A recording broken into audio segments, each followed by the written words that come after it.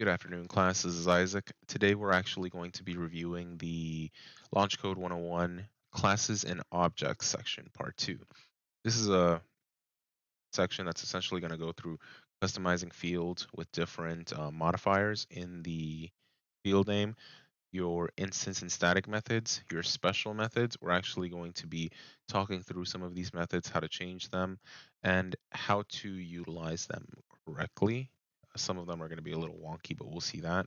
And the Intellij generator shortcut. This is something we've seen in the past, so it shouldn't necessarily be anything new, but still good to refresh. So we're just going to go ahead and get started with customizing fields. So in the previous chapter, we used fields to store data within a class, and we explored how to access and modify the values using getters and setters. Now we're going to explore several ways to configure fields based on their intended use. So we're going to review final fields. A final field is one that cannot be changed once it's initialized. This can mean different things for primitives versus classes, and they're just declared with a final keyword. So we can change the value of a final primitive field, final int, final double, etc., after it's been initialized. Also, we cannot assign a new object to a final object. So final string, final double, final class name after it's been initialized, but we can change the values within the object itself. Here are some samples to illustrate. Each class would normally be on its own file, but they're presented side by side for convenience, and they're public. So I've actually already done some of this. Let me just copy this, go into IntelliJ, and let me delete this. There we go. Okay, so we already have our 42 class, which is just a public class 42 that has an integer with int value of 42. Now here, actually, yeah, let me go just delete this. There we go. Yeah. Okay. So a couple of things to note. Here we have public int final int value equals 42. So this has already been initialized and there's already been something assigned to it. Here we have public final double value. And we are initializing it, but we have not declared a value on it. Here we have public final 42 object value equals new 42. So let's just continue. Here we have our final fields demo equals new final fields. And this is just declaring the class. So demo.int value equals 6. This will declare an error because int value has already been initialized up here. So we cannot assign a new value after it's already been initialized. So that one's explained. This is allowed because we haven't initialized the double value yet. So we did declare it, we just didn't initialize it. However, this would result in a compiler error. The reason being, we declared it up here and we declared an initial value here. This would attempt to overwrite that, which is not allowed. This would result in an error in the compiler because we're trying to give object value a different object value. So here we have public final 42 object value equals new 42. And here we're trying to give object value a different object value. So it's a new 42 instead of the 42 that's already been declared. Even though it's the same object value, it's considered a new instance of it. So that's why that would error out. And however, this is allowed because we're changing a field inside of the final object and we're not changing which object value refers to. So this is getting more into the pointers category, and we're going to get into that in a second. I just wanted you all to see that. But let's just run these few. So let's comment this out. Okay. So let's just run this and see what happens. Java cannot assign a value to a final variable double value. Okay. So it did not like this. I wonder if it's because it has to be initialized and assigned at the first, which might very well be the case. Let's try that, and let's try removing that.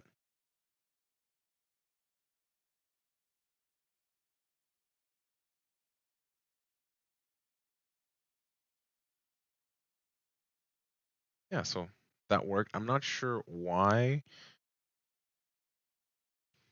it would give us that error, but it does not like it when you declare that in a different line. And let's just confirm that by running again.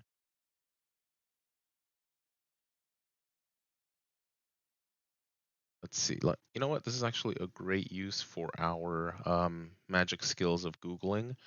So let's type out what we want to find out, which would be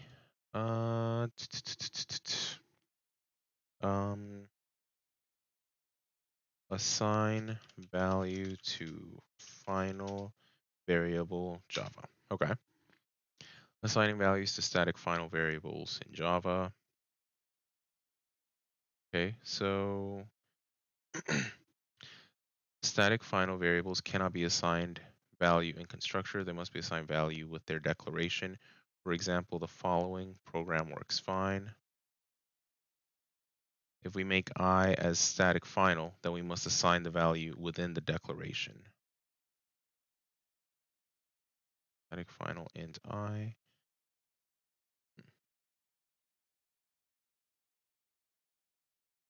Since I is a static final, it must be assigned the value here or inside the static block.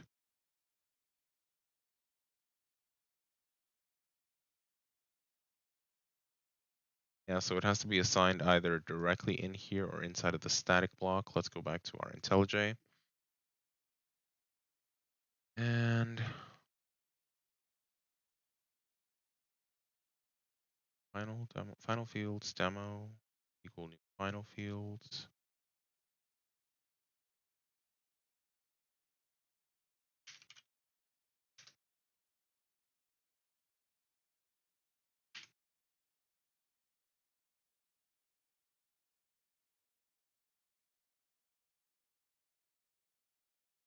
And yeah, so for some reason, it's really not liking for it to be declared down here when it's initialized up here. But if we declare it on initialization,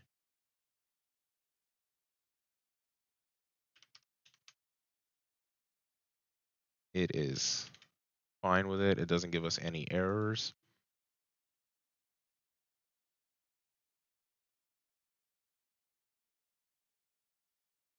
So that's kind of wonky.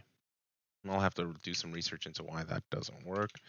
Okay, now let's see what happens if we try to reassign a value to int value. So int value is already declared up here, and then you try to reassign a value up here. Let's run it. Cannot assign a value to a final variable int value, so that's why that one errored out, because you've already assigned a value to it.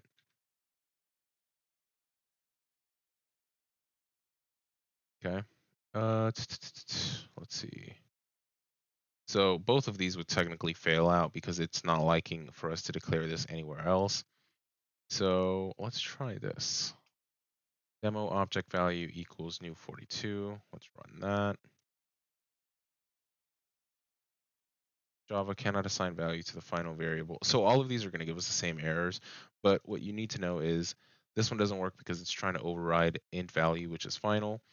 This one was not allowed. I'm assuming that that might be a new change to Java, or that might just be something that I'm overseeing right now, but I will look into it and definitely comment on this video. This definitely gives us an error because it was trying to overwrite the initial value that we were assigning here. This is not allowed because even though it's the same 42 type, object type, I guess, it's pointing to a new instance of it instead of the existing instance that was assigned up here. And part of our reading was if your if your final field already points to an object, you cannot have it point to another object, even if it is of the same object type. And we're going to get into pointers in a second, so that will kind of help clear that up. Then this right here was definitely allowed because we're not changing the object it's referring to, we're changing the value inside of the object. And I really don't want to jump around, but I might have to. Let's do some Googling. Let's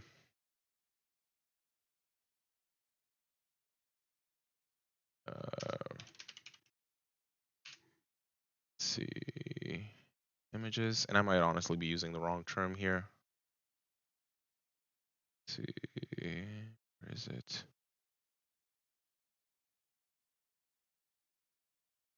Oh, it's pointers and job. Okay, let me look at references then.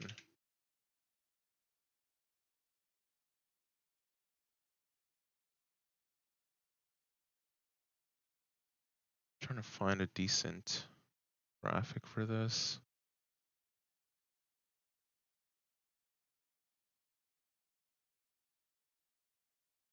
Oh, I'll just wait till the book actually gets to it. Let's continue for now.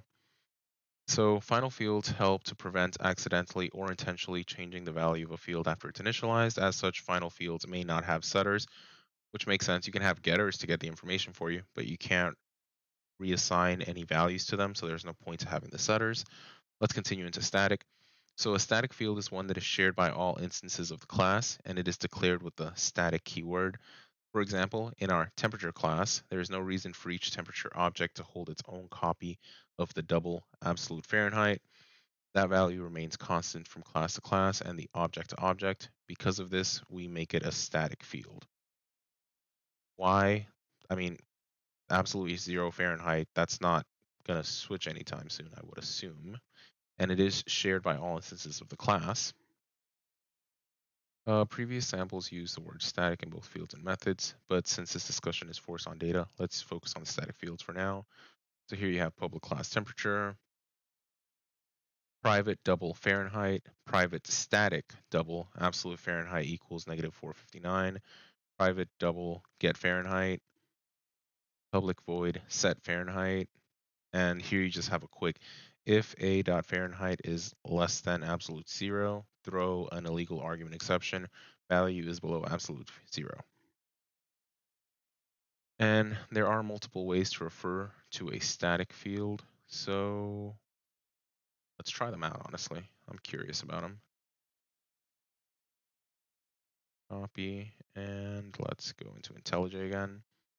Do we have a temperature? I think we had a temperature. Yep, there we do. Okay. So let's do.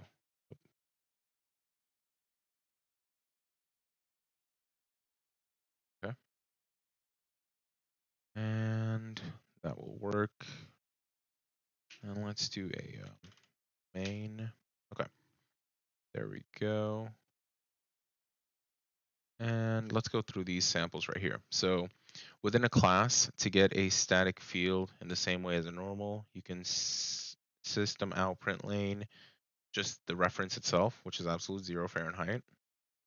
Or you can be more explicit, since you're within that class, you can just do this dot absolute Fahrenheit. So let's try those out. So out, and this is the static value plus, and we will do absolute Fahrenheit, and let's run it.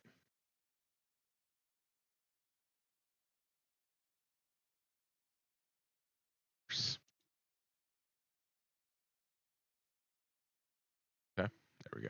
Now let's run it.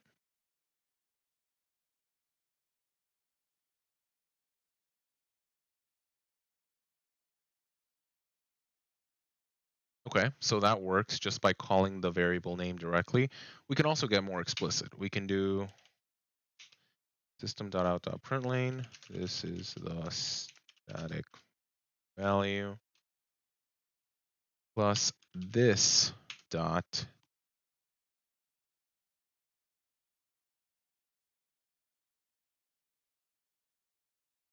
hang on, absolute 0 Fahrenheit. Yeah, that's weird. Okay. Absolute 0 Fahrenheit. Weird, Intellij didn't pick that up, but that's fine. So when we run that, oh, hang on, non-static variable. This cannot be referenced from a static context. Interesting. Oh, you know what? Let's try, maybe it's because of this. And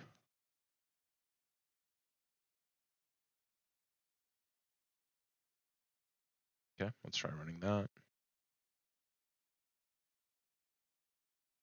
No, it did not like that at all.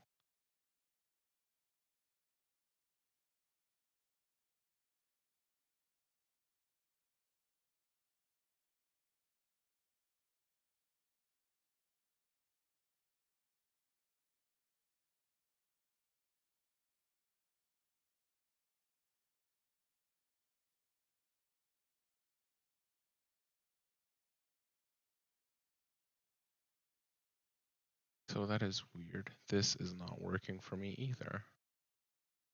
Let's take our error. Non-static variable cannot be referenced from a static constant.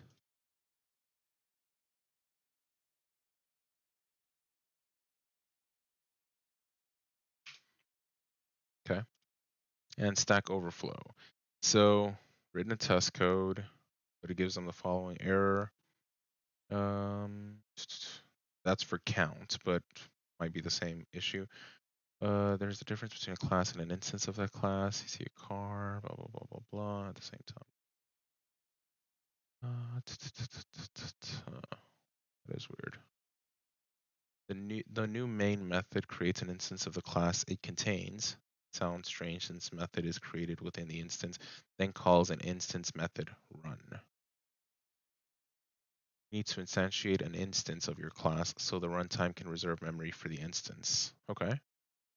So let's try that, I guess. Let's do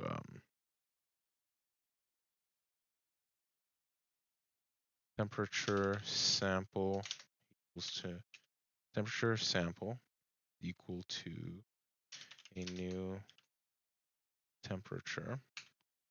Okay. And now let's try running this.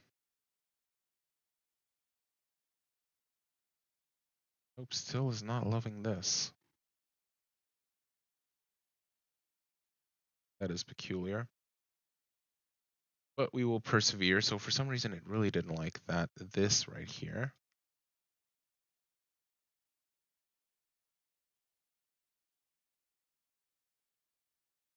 And that is what the book showed.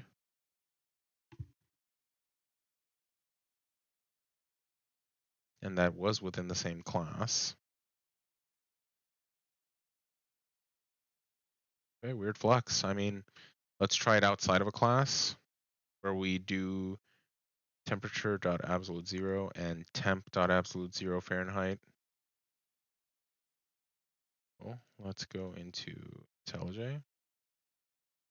Let's do a new class, and we can probably do it in Alice. Yeah, okay. So we'll do it over here, Sout, and the sample that it wanted us to run were these two, actually. Let's just copy these, paste.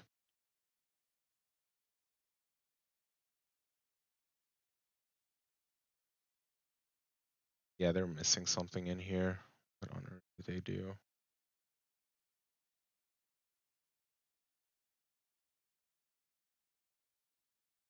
Missing a lot in here. Let's do this.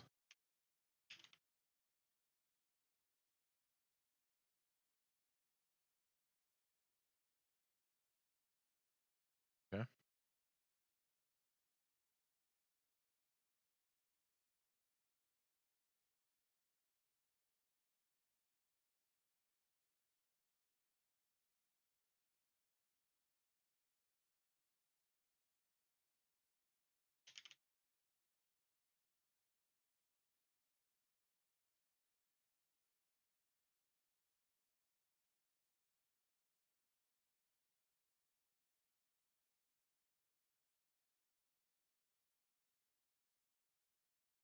Okay. I do not like this at all.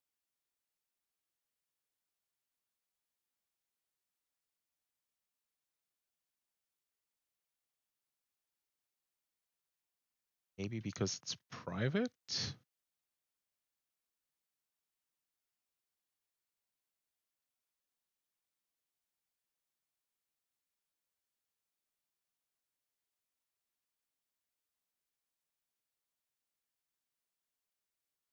Okay, making it public.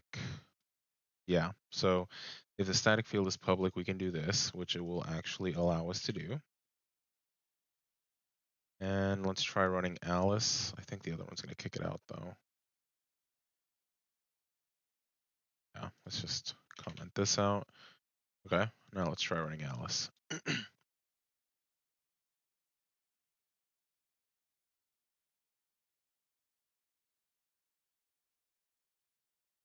And it did print that out correctly. So we do also have a temperature temp is equal to new temperature.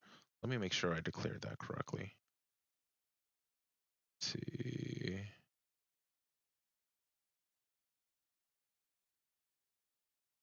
Did declare that correctly.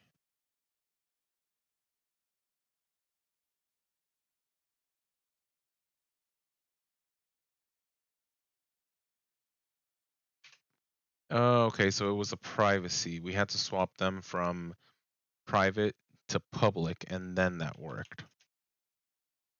Okay, that makes sense. And this is why visibility is important.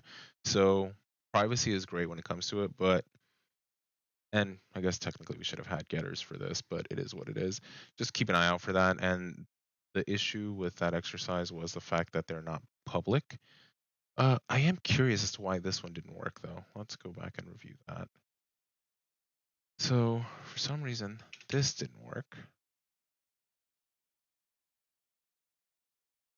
Why though?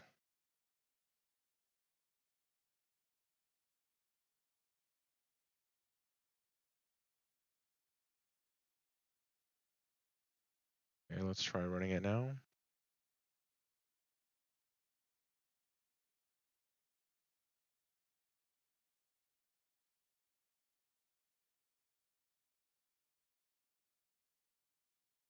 Because this was run?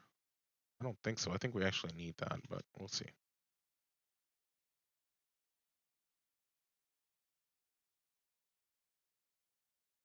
So yeah, we can't even read that. We can't even run that without the main. So,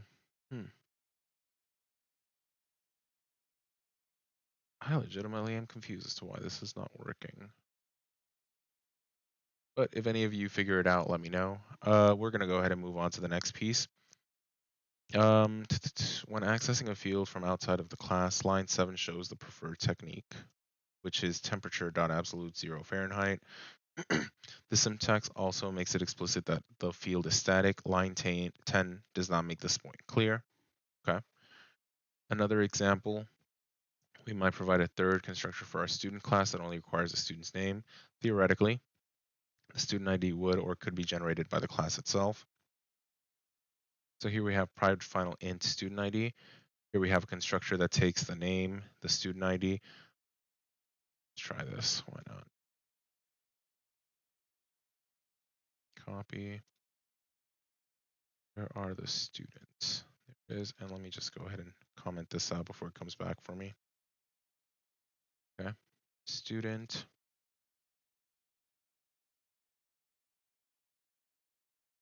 Actually, let's just do this. That. I might actually already have this constructor, so.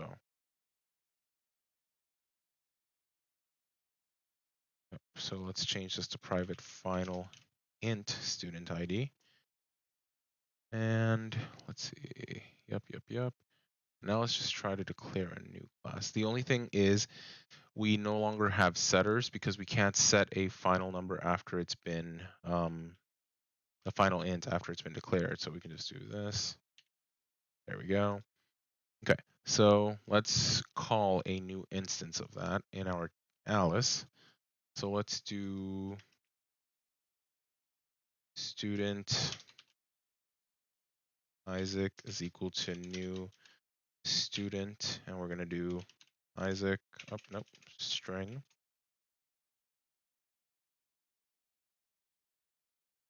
Isaac, comma, 1, comma, 1, comma, 2. Okay, and now let's do Isaac dot get student ID. And let's go ahead and run this.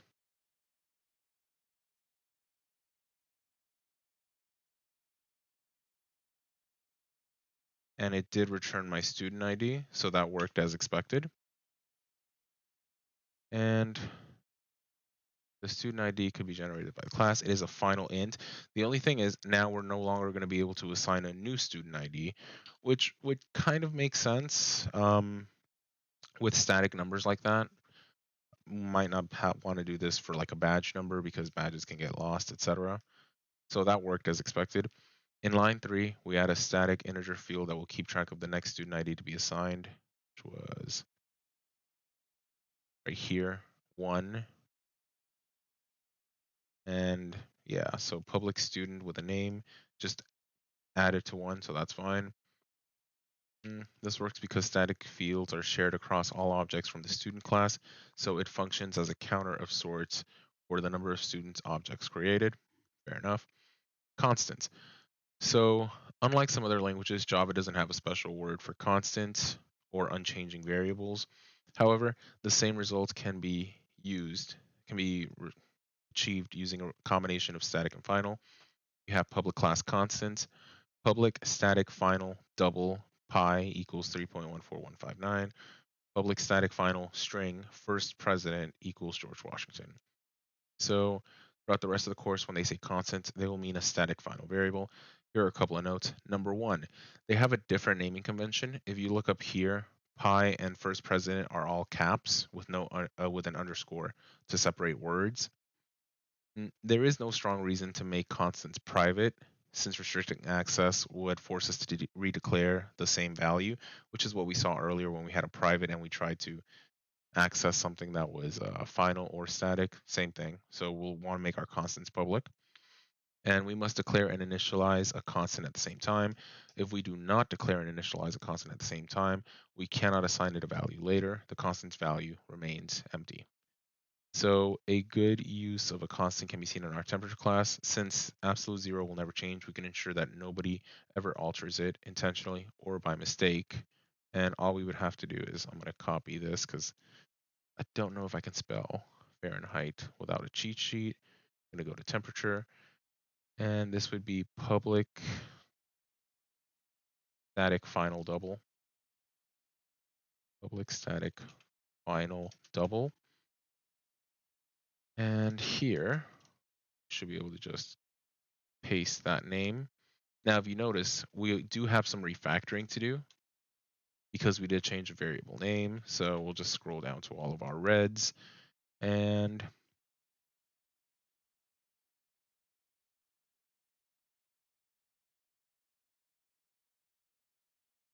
oh, one extra T at the end. There you go. Okay. Here's a couple of references pieces for you, all Oracle documentation, and I cannot stress enough. If you have any questions, don't be afraid to read through the documentation. That is your best source of truth. And honestly, I know it sounds annoying. I know that it's a very technical document, but that's where you're going to save yourself a ton of time. I can't tell you how many times I've gone, oh, I need to implement this feature. And then I spend days working on it, and then it's like, hey, why didn't you just use the feature in the documentation? I'm like, what? Then I looked through the documentation. It was easier. It was as easy as dot find dot to cap, etc. So save yourself some hassle by doing a bit of reading. All right, let's go ahead and do the check your understanding. So assuming that we define a pet class that uses the fields name, age, mass, and species, assuming you do not give your pet away, which of these fields should be declared final? There are maybe more than one. Name, assuming that we don't give it away, I would say that name would never change. So name. Age is in constant flux. Time continues without waiting for anyone. It's an inevitable thing that will catch up to you. So that would definitely not be final because the years will come and they just keep coming. Mass will definitely change. They can gain weight, they can lose weight, just depends. Species is an interesting one. I would say that would never change, but even then it's kind of finicky just because if we don't give a pet away, we're always going to know that it's like a mastiff. But let's say down the line they're like, oh, well, it's actually a mastiff mix with blah, blah, blah. But still, species could theoretically be a final. It just depends. Should any of the fields be declared static? Let's go back up here and see final static. Yeah, I would say yes, because we can still reference them, we just can't change them. So I would say yes here. Okay, assuming that we define several fields in a circle class, which of the following is the best choice to be declared static? Radius, area, pi, or circumference? For me, it would honestly be pi, because radius is a calculation that will change, area is a calculation that will change, circumference is a calculation that will change, but pi is always 3.14159, and I can't go past that, so please don't ask. So for me, it would be C, pi. Okay. Last question. Which of the following is the best syntax for defining a variable to hold the constant speed of light in a vacuum? One thing to note here is we did get this constant, and according to our reading up here, when we reference constant, blech, we're looking at static finals. And since there's no reason to really make them private, that automatically knocks out B and D. Another thing to note is they need to be initialized and declared in the same line. So for me, it would be public static final int speed of light equals all of those numbers. Okay, let's move on to instance and static methods. So we explored configuring data within classes with fields and properties. Now let's turn our attention back to the class behavior methods. So here's a quick review. In the last chapter, we learned that a method belongs to a class and performs an action. Methods cannot stand on their own. They must be part of a class. To call a method on an object, use dot notation, and access modifiers apply to methods. So private methods are not useful outside the class, but can contribute something inside of the class. Public methods contain code that other classes need to use when they implement the class containing those methods. Make methods public only when you expect other classes to use them and when you're committed to maintaining those methods for other programs. So we'll take a look at the two different types of methods. First one, instance methods. So as we learned in the last chapter, instance methods define the behaviors that are unique or specialized to each class. Each object from a class will carry a copy of these methods.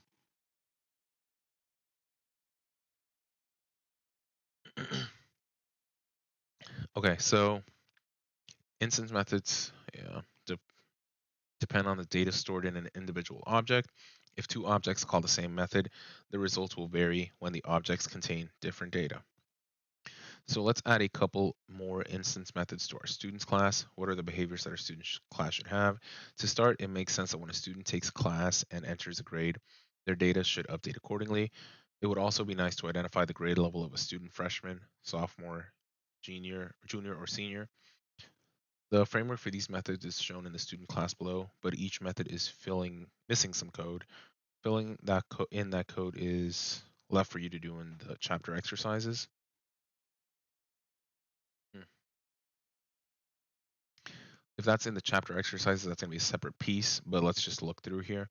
So public void add grade int course credit, update the appropriate fields, number of credits, GPA. Okay. And public string get grade level, determine the grade level of a student based on number of credits, and that criteria can differ, so we'll just continue. So tip, when creating your class, think about the behaviors that you want to make available, as well as the access level of those methods.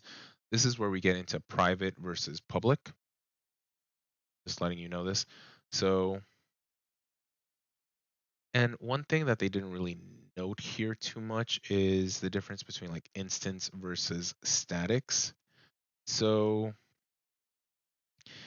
instance methods, and let's just, for my own sanity, there we go. Geeks for Geeks, our best website. Okay, so instance methods. Methods which require an object of this class to be created before it can be called. To invoke an instance of a method, we have to create an object of the class in which it is defined. So here we can do, in order to call an instance method, we would have to call the class first. So here we have the class foo, and here we have foo ob equals new foo. This is an example of creating an instance of a class right here.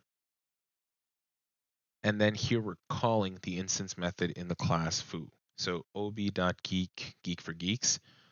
And what this is doing is this is just calling the geek method, which is changing the name from whatever it was to whatever's passed. So this dot name equals name. And then when you print this, it prints out geek for geek. And you know what? Let's try it. Sure. Let's do a new class. And you've already seen this before so many times. Sample. And yes, I know that's not appropriate convention. Public.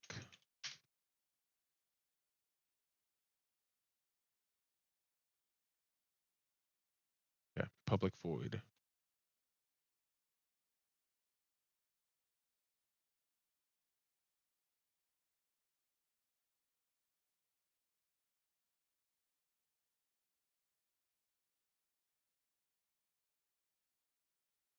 Public void print name. Doesn't like name. This might be one of those keywords that we're not allowed to use. Let's just go with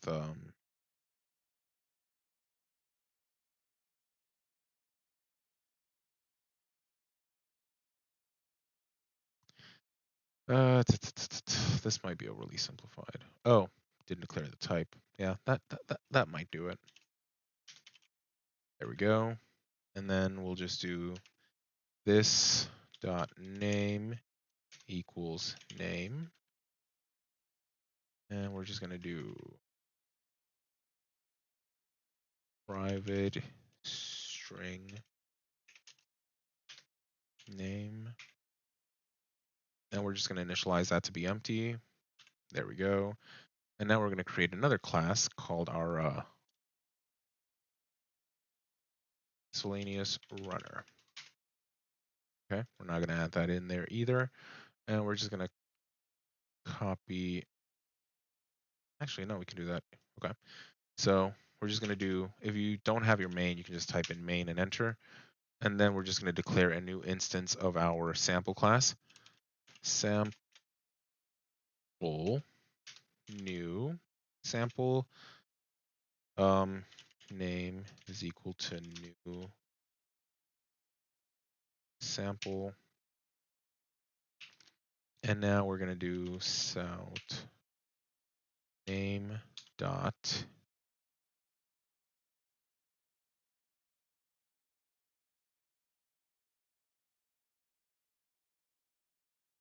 geek. We called it somewhere something else. What do we call it?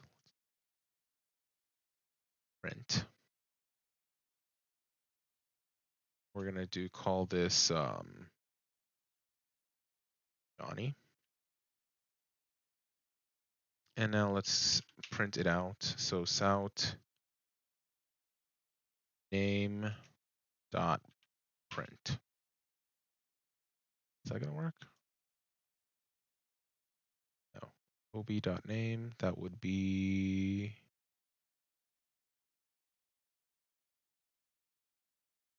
might be missing a setter.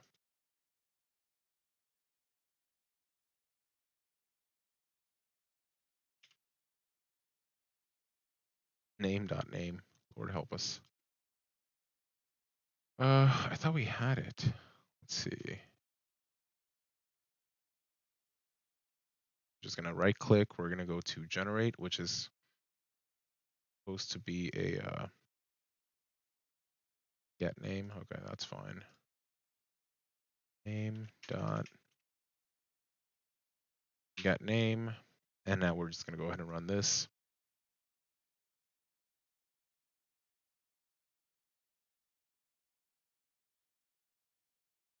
Void not allowed here? Really? Public void print string name. Let's go back.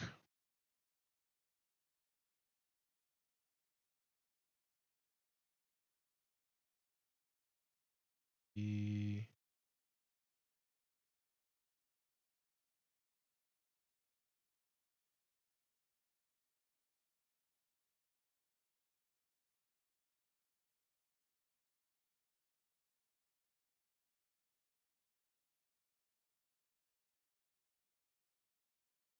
dot.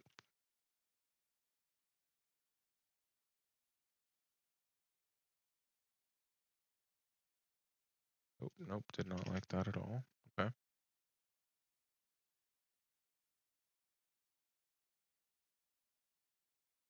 Oh, missed another one.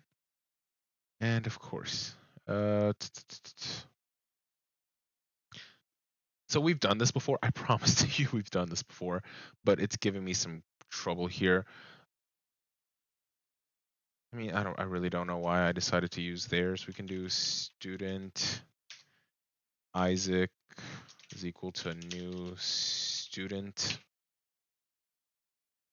That's creating your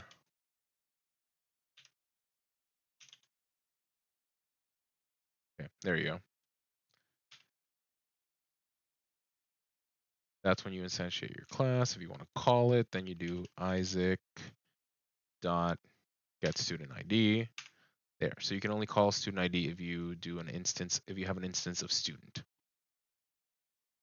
I don't know why I like making things difficult for myself. And I didn't even print it. Lovely.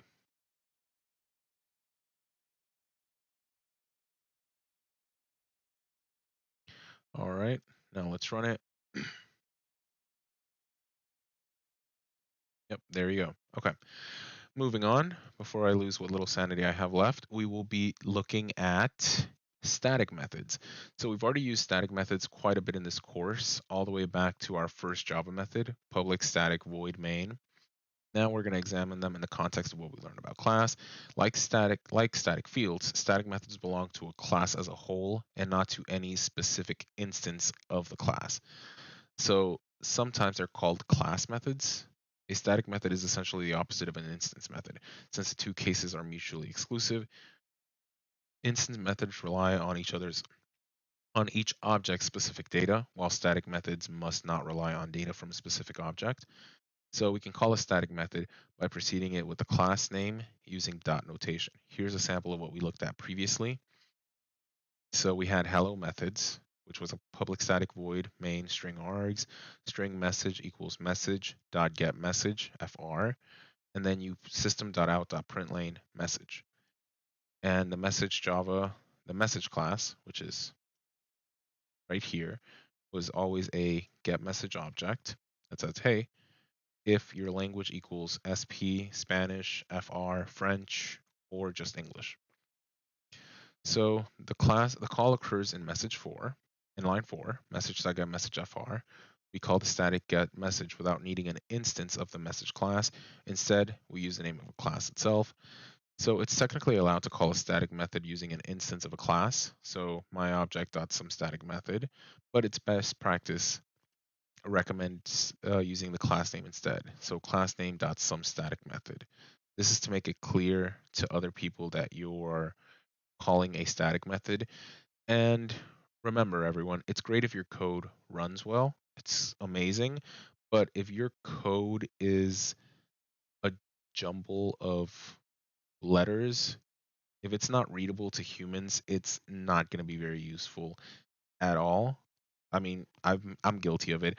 When I'm messing around in my own personal projects, I'll do, oh, hey, this is X, this is Y, this is Z, this is AP, this is a sample, this is blah, blah, blah. And you've seen me do it.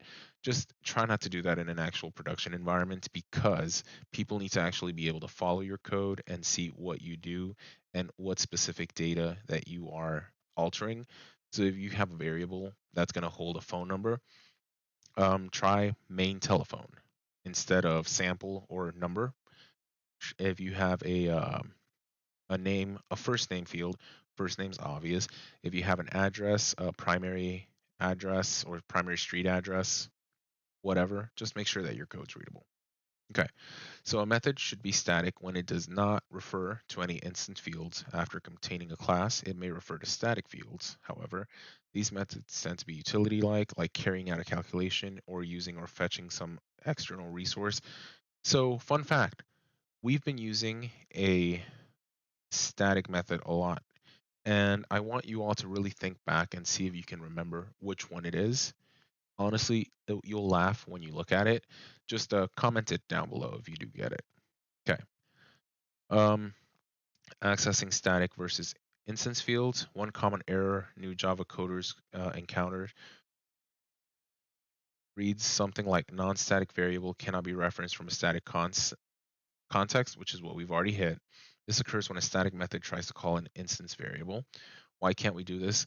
Static methods can be called from anywhere, depending on their access modifier, and they do not require us to create an object for that. So, however, these methods must be independent of any values unique to a particular object. So they do not require us to create an object for a particular class. However, these methods must be independent of any values unique to that particular object. For example, if we have a circle class, then we can define and call a static area method without creating a new object. So circle.area radius. Since the area of a circle is just pi times radius, we can pass in the argument when we call the method. This method does not depend on any value stored in the specific circle object. Let's try that because I think we have that. Let's see. Where is circle? We had something similar to circle somewhere. Is it here? Yes, it is. Let's try it. So let's do area dot, and area is, oh no, we do have, oh, never mind then. Can't do that. Okay. So now let's assume we define a car class with an instance variable for color. The value of this field will not be the same for every car we create. Thus, creating a static method like car.printColor results in an error. Since there's no single value for color, it applies to every object. Trying to access it from outside of the class does not work. To print the color of a car object, we must call the method from a specific object, mycar.printColor.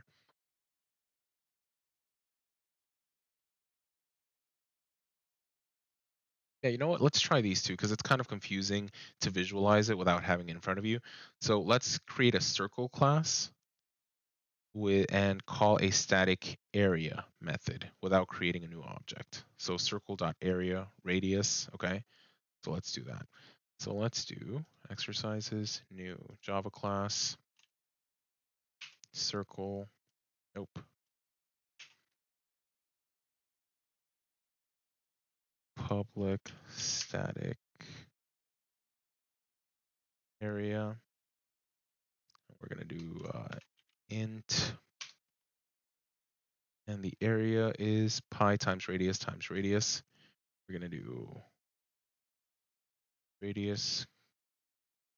We're just gonna do um, return. I feel like we need something for that return, but we'll get to that in a minute. Return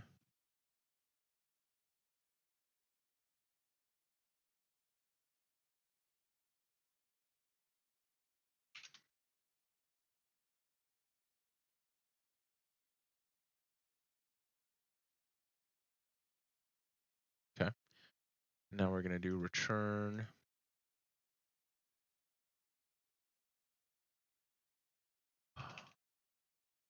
pi.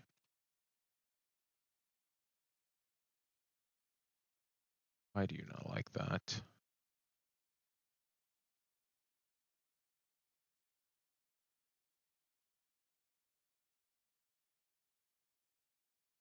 Fine. Oh, is that why?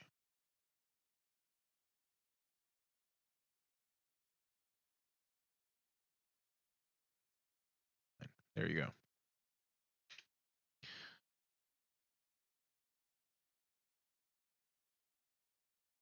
Pi. Yeah, what is going on with IntelliJ today? It really doesn't like me. Make area. No, I need it to be static. Let's see. I mean, we've had samples of static methods. Public static void. Okay, public static string get message string. Okay, let's look back at our syntax and see where we messed up. Public area.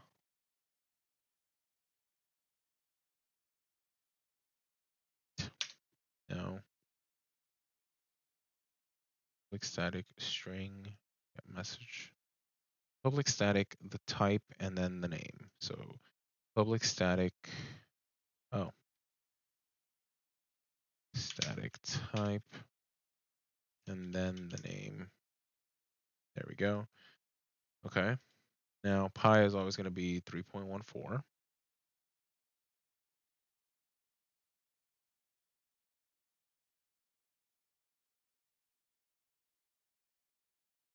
Like this.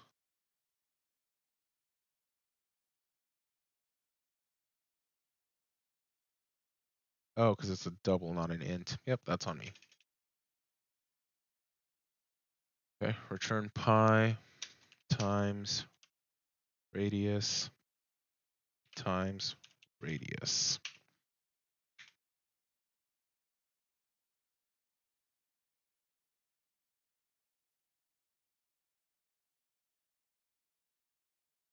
Public static double area int radius. Okay.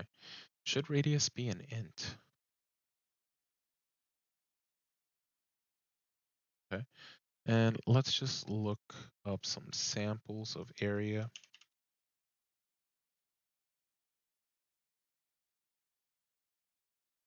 Let's see. Okay. So here you have the area, radius, pi, radius. Okay. Let's see. Area is equals to pi times radius squared. So, okay. We got that. Oh, nope, sorry, wrong button. Okay, so now let's go ahead and swap back over to our class. And now we should be able to call circle.area pass and just print it. And let's just go here to our miscellaneous runner. And we're just going to do circle.area. And we're going to pass in a radius of 12. And we're just going to sound.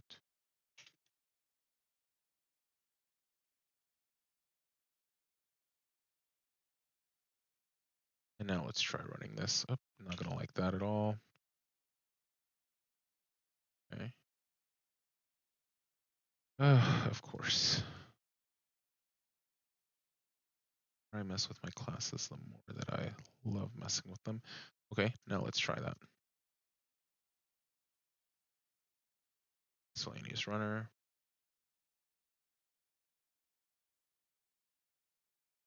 .452.3888888. Let's check our website. And we did have a slight difference, but that's because I used like a very simplified version of pi, and they're using the whole shebang. Whereas if I copy this, which I have, and where did my mouse go? There we are. And paste here to circle.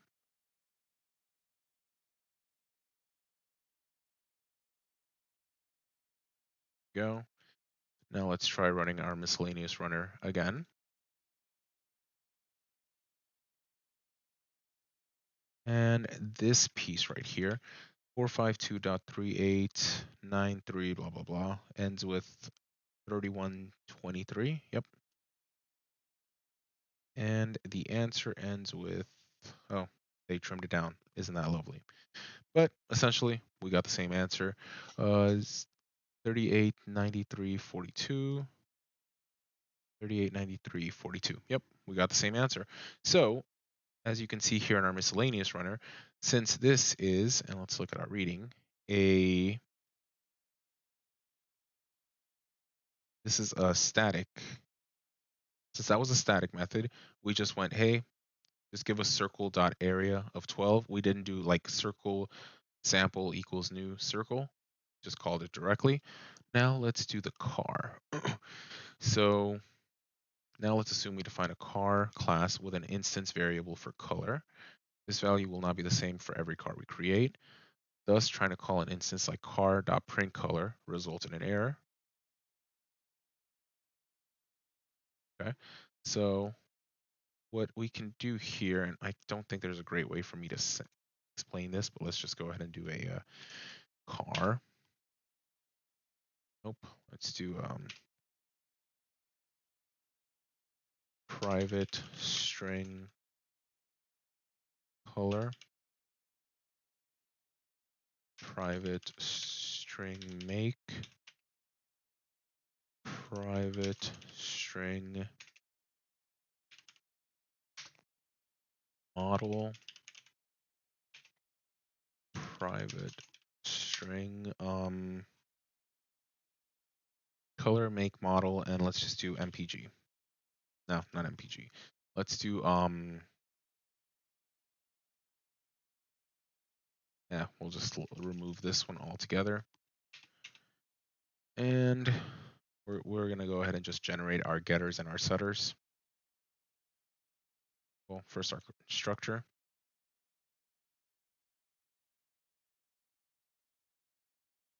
And now do our getter and setter. Okay. So now we have our car class. Let's go to miscellaneous runner Java. One thing to note here is we can't do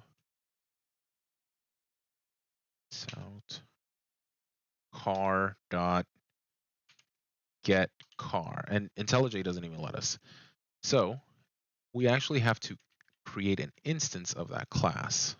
So what we need to do is we need to do car my car is equal to new car, and the make color is blue. The make is Ford, and the model is Grand Caravan. No, that's Dodge. No, let's just do a Mustang. Okay. All right. So now if we actually want to print this, we can do a massive print, but the objects when you print them out looks kind of funky. So let's just do my car dot get color.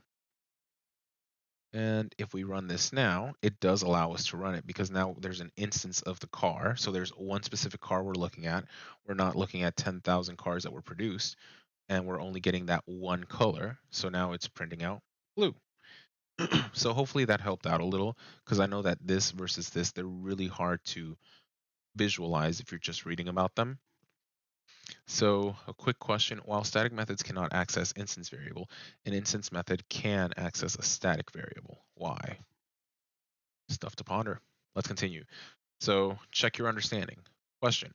Assuming that we add two methods to pet class, public string make noise and public static void increase age, which of the following statements is true? The make noise method can be accessed outside of the pet class, while the increase age method cannot.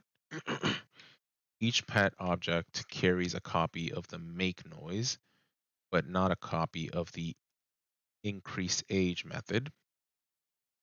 The increase age method can be accessed outside of the pet class, while the make noise method cannot.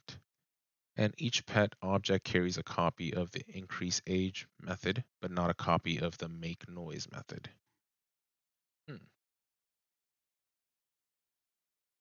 So let's look at the methods.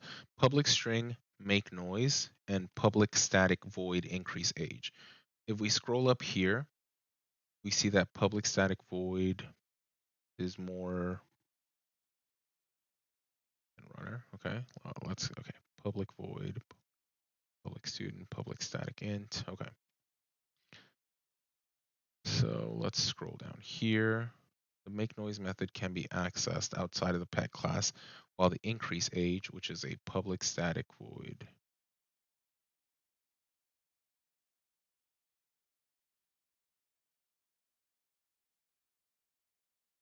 Let's look once more at our static definition. And there we go, static fields.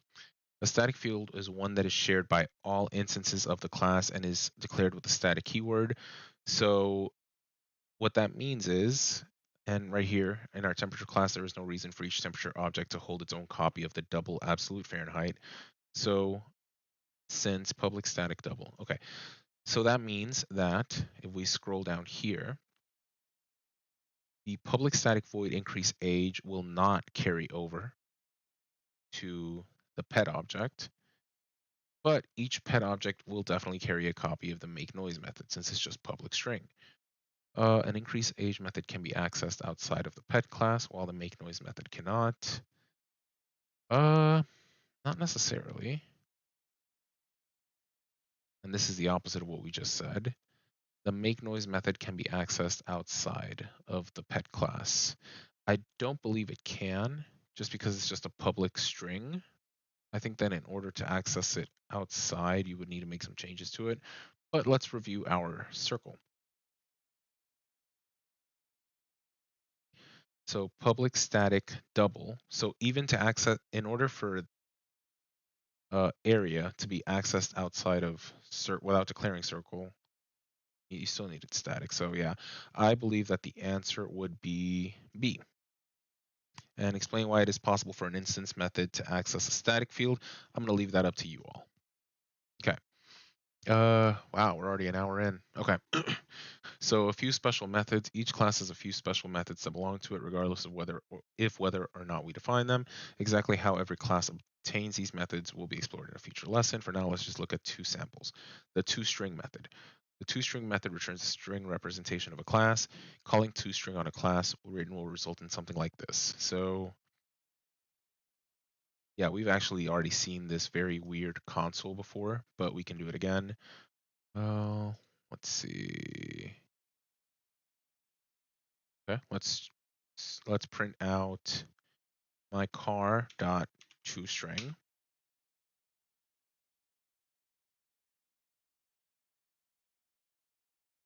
And yeah, we get some very weird stuff. This is actually printing out of the reference path, I believe, but I can't remember who said that. I think it was one of the students in my class. Let's continue for now. So here we called toString on a student object. The default string implementation is generally not very useful, as we saw. Most of the time we'll want to write our own toString method to override the default and provide better results. Here's how we might do it for a student to produce a much more friendly message. So here we're doing public string toString, and we're returning the name, the credits, and the age. We can actually do this in our car as well. Let's do that. Let's go to car, and let's do a public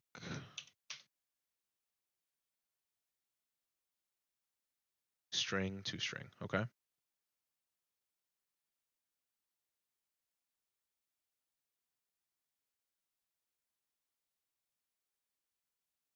And we're going to call this just return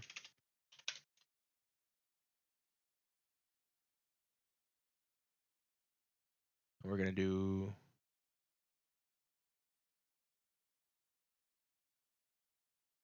make return make plus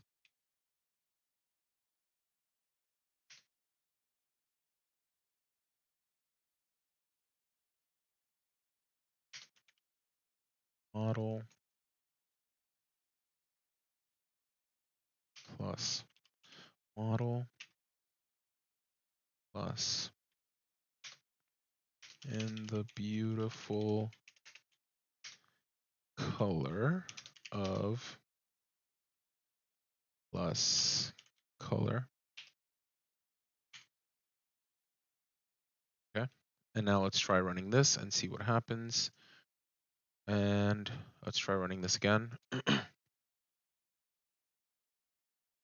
Yep, so 4 brand car, model Mustang in the beautiful color of blue. Now, this is kind of something that we've already done with our constructors, and I'm using the comparison very loosely, but remember how we were talking about how that default constructor was just blank and we were using it without having to declare it, but we could also declare it manually and then define constructors that actually took in parameters to do stuff. This is a very similar object of we can have it, we can override it, or we can keep it and override it. I don't know if we can keep this one after we override it though. So food for thought. Okay. So in the sample, we define the toString method and it returns the name, the credits, and the GPA. Note that toString is often implicitly called for you. For the example, the above output could have been generated by the following code, which is a toString on person.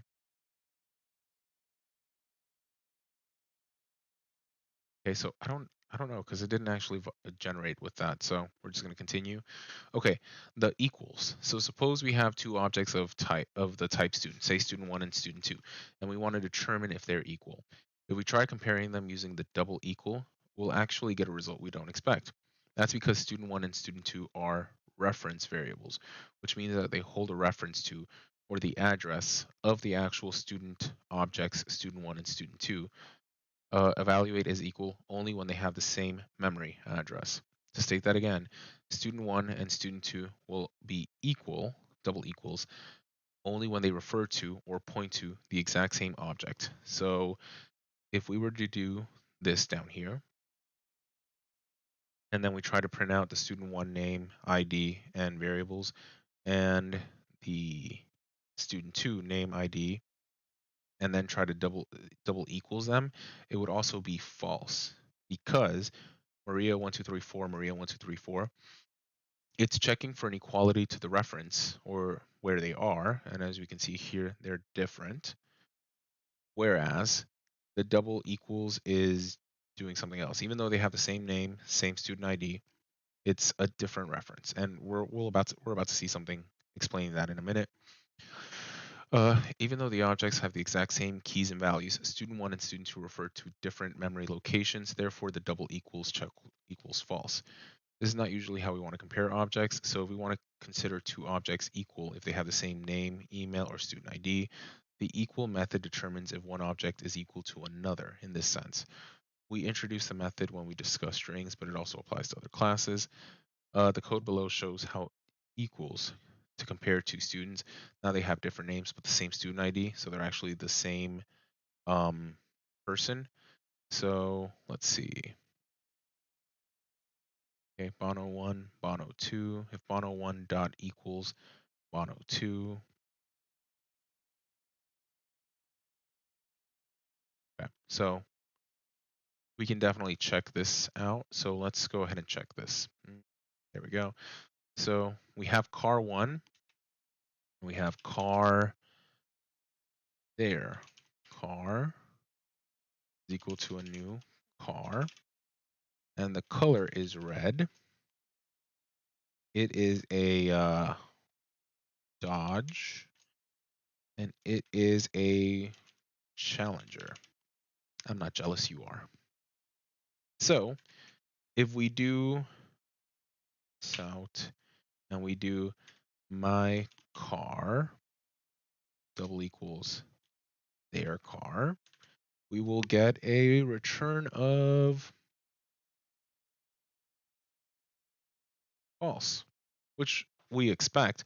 But let's try something different. Let's do my car and my car 2. Now let's double equal my car and my car 2. Same color, same make, same model. Are they double equals though? Let's find out. False, because they both have different reference IDs. Well, they're pointing to a different they're pointing to a different object essentially. So, but let's try this. Out and let's do my car dot equals to my car 2.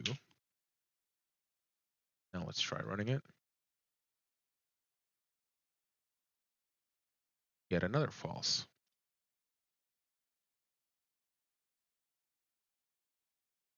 Interesting. Oh, because they don't have any. No, hang on.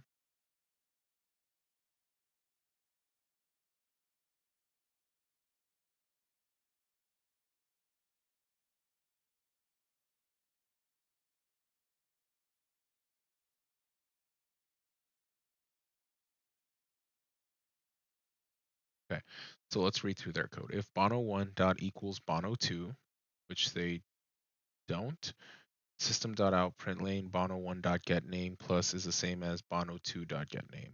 So this must be a special dot equals class that they, let's see. If we don't provide our own equals method, the default option only considers two objects equal if they're the exact same object, which means that they point to the same address. This is identical to the behavior we see when the double equals operator bono1 equals bono2. So let's try creating our own equals. Yeah, let's try it. Getting ambitious today. Public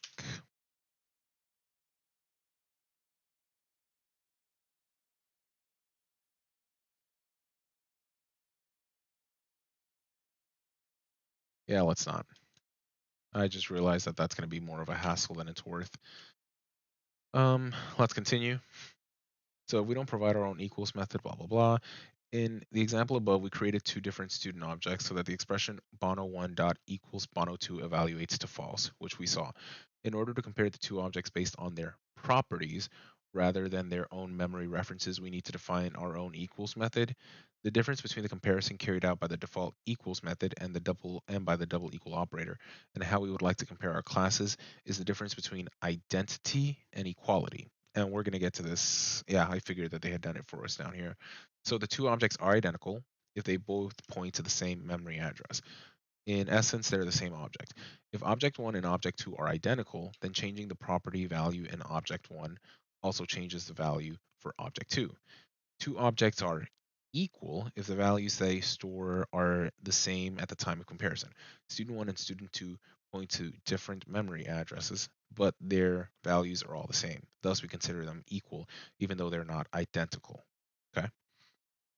The default equals method and the double equal operator test for identity, whereas we want to test for equality instead. We can also do so by overriding equals method. We'll discuss overriding in more detail, but for now, just recognize that it involves defining different behavior for an existing method. Simple enough. So two things can be considered equal, even if they do not have all the same values. In the case for student class, we might specify that two students are equal if they have the same IDs. We would then write a new method definition for equals as follows. So public Boolean equals, and then the object to be compared, the student equals student be compared, return student dot get student ID, double equals get student ID. Yeah, let's try to recreate this because that is kind of wonky. Okay, there we go. And let's try this. There we go. And let's do public Boolean equals. Did you also see right here that it actually started giving me the sample? Like right here. Intellij been around for a while. They know what they're doing, but we're not going to get into that. We're just going to do it ourselves. So public Boolean equals. If I could spell today, that'd be great. And we're going to do this as a car name. Okay. So the car is equal to student to be compared. So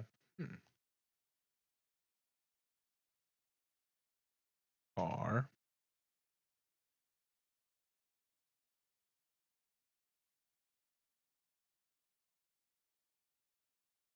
how on earth did they do this? Let's see.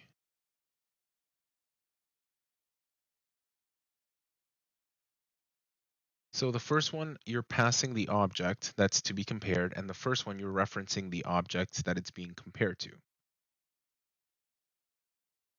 So the car equals car. No.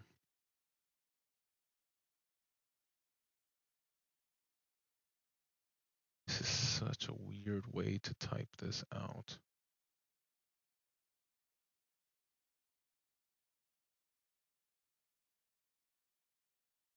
Yeah, I figured it was going to be like really wonky.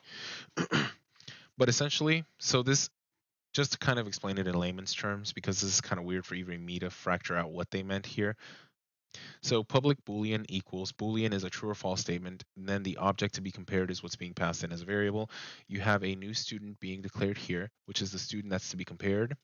So that's this object that's being compared to. This is the student that it's being compared to, and then you have the student that gets student ID, double equals get student ID. Simple enough. Now if we evaluate bono1 dot equals bono2, we get a result of true, since their student IDs here get student ID and the student dot get student ID are the same, which is 4 and 4. Okay. One catch of working with equals is that the input parameter must be of type object, even if we're working with a class like student. The reason why will become more clear in the next lesson when we introduce the object class. For now, the practical implication is that we must convert or cast the input to be compared, to be of type student with the syntax student to be compared. Then we compare the converted student ID to that of the current. Here's visualization. So student 1 points to student ID 4 named Bono. Student 2 points to a student ID named Paul David Houston, and they're both of type students. When you test for equality, you look at the difference objects and compare some aspect of them. So both of these are looking for their student ID. Student ID 4 named Bono. When you test for identity, well, when you test for equality, you look at two different objects and compare some aspect. When you're looking for identity, you look at two variables to see if they reference the exact same object. Okay, so here, equality would be looking for the same ID. Here, identity, looking at two variables reference the same object. Okay, so coding a new equals method. You'll often want to implement a new equals method yourself. Be sure you understand the best practices around the method should behave. These are a little more involved compared to the coding a new toString method. In fact, the equals method we defined above isn't very good by most Java programmer standards, so let's improve it. Number one, the method argument cannot be converted to a student instance. When we attempt to cast the argument to be compared to a type student, we'll get an exception to if to be compared can be properly converted. This happens if something other than a student object gets passed into equals. So we try to compare car to student. To prevent this from happening, we'll return false if to be compared was not created from the student class. To check this, we use the get class method, which is available for every object, similar to toString. So we would do a check first if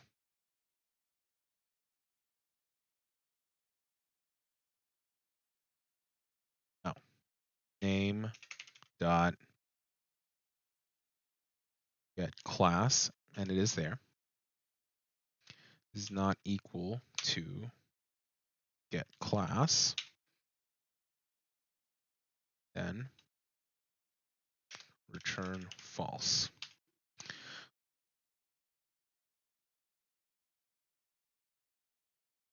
The car is equal to car name. Really? That's valid? Oh, it has been a while since I've messed with this then. Return this, no, return the car dot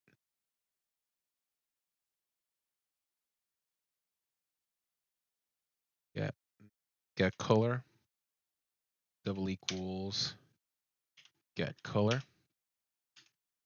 Oh, that actually worked. Okay. So now let's go ahead and try running this. And we're going to go to our miscellaneous runner. And we're going to do r dot equals. Let's try that.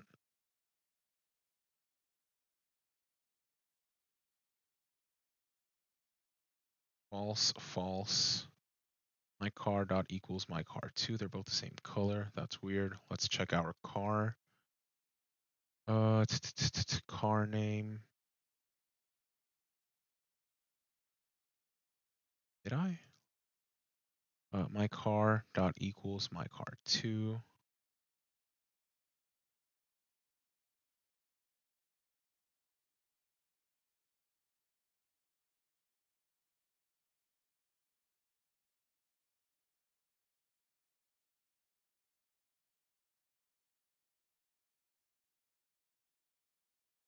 car.getColor double equals getColor.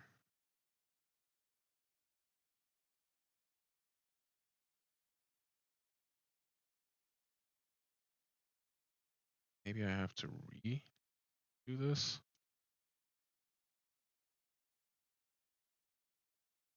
Let's see. My car dot equals my car2. Oh yeah, that might have been it. True. Okay. So it was still referencing that old my equals, which was doing the other one. So now it's overridden that with what we implemented, which is true since both of them are blue. Not the best way to compare, I know, but still. Now let's say that we try to pass in a student. Student Isaac is equal to a new student Ike, comma 1, comma 1, comma 1. And now let's try running it.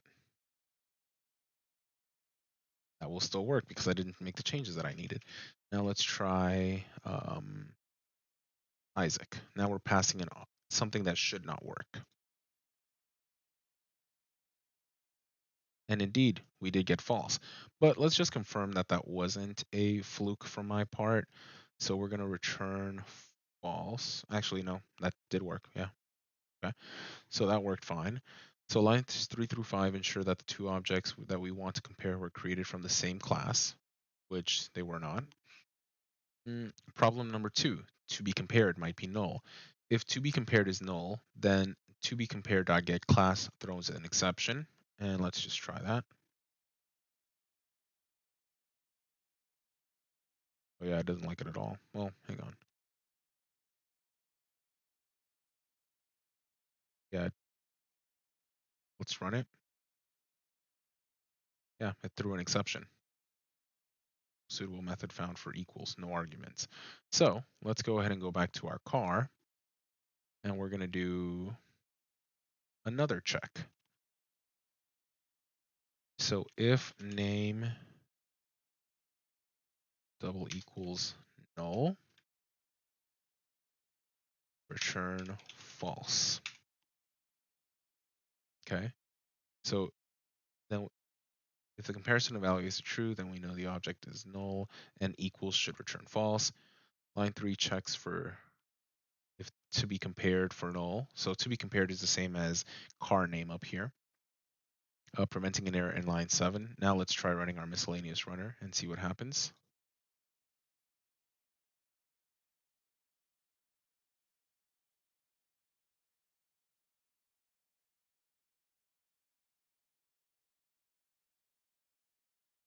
Return false. Okay.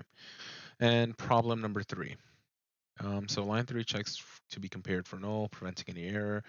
The two objects to compare are the same object, identical.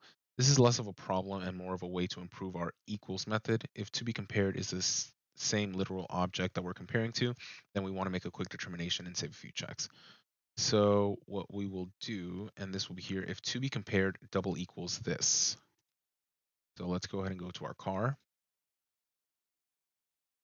And if name double equals this, then return true. Okay. And it just checks for the identity. So if they're both pointing to the same item, it will say, hey, you're fine here, but let's go ahead and try running this. So if we run this, we should still get false. But if we do my car dot equals my car, that should get caught up and this should trigger as true. Yep, because they're referencing the same item. Okay, so almost every equal method you write will look similar to the last sample above. It should contain the following: a reference check, make sure that they're not both pointing to the same location; a null check, if the argument is null, return false; a class check, check to make sure that they are the same class, if not, return false; cast, convert the argument to the type of our class, so getters and other methods can be called; custom comparison, and that's just custom logic you want to determine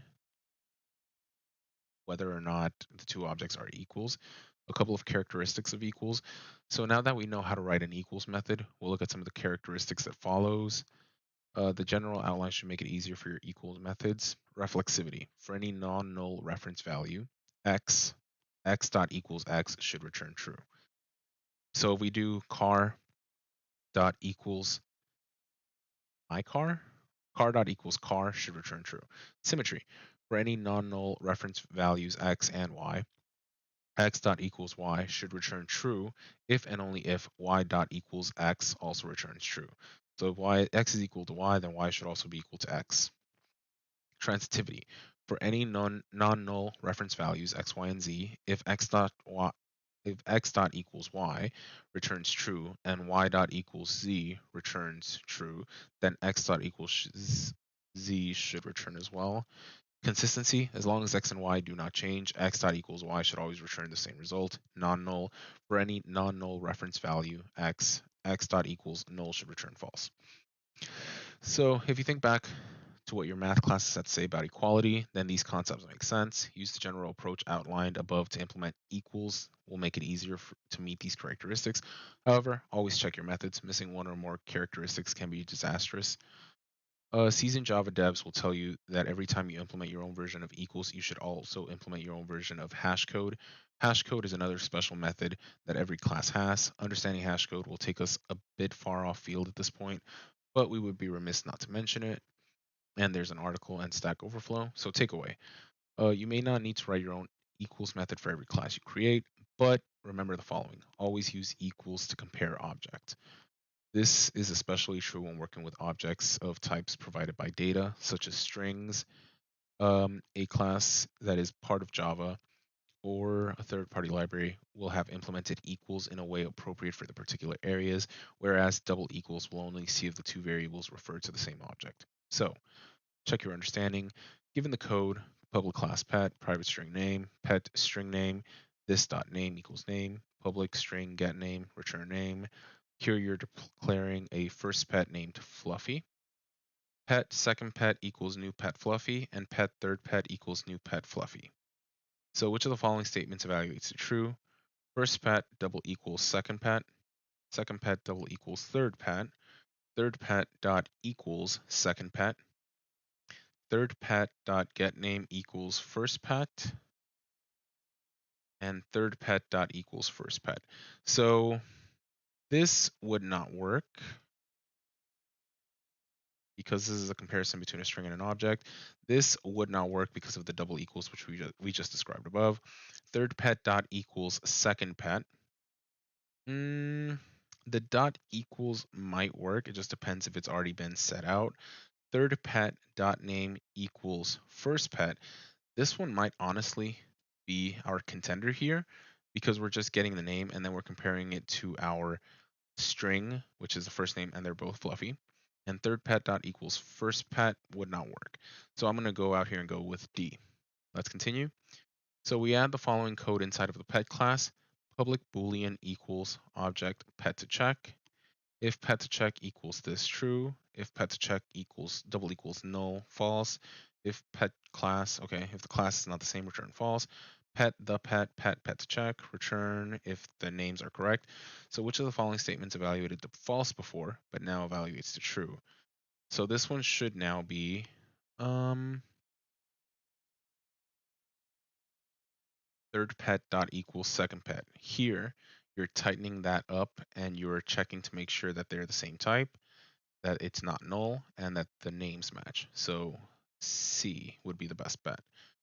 All right, so let's go ahead and continue to the last piece, which is just the Intellij generator shortcut. You've seen me do it plenty of times. You just right click, scroll down to generate, and not there. Let's go to Java, right click, generate, and here it'll ask you if you want constructors, getters, and setters. We've done this plenty, so it's not anything new. Yeah, right click, generate. You can select the equals and the hash code option. It'll ask you what variables to pass, and then it will give you your information. So at override public boolean equals, at override hash code. And yeah, we've actually already done this. So this piece right here was fairly simple. And with that, we are at the end of our video for today. I want to thank everyone for being here. I appreciate it. And I will leave the exercises for you to try to do on your own. I will be posting the answers at probably tomorrow. So be on the lookout for that, and we will go from there. Thank you very much for your time today.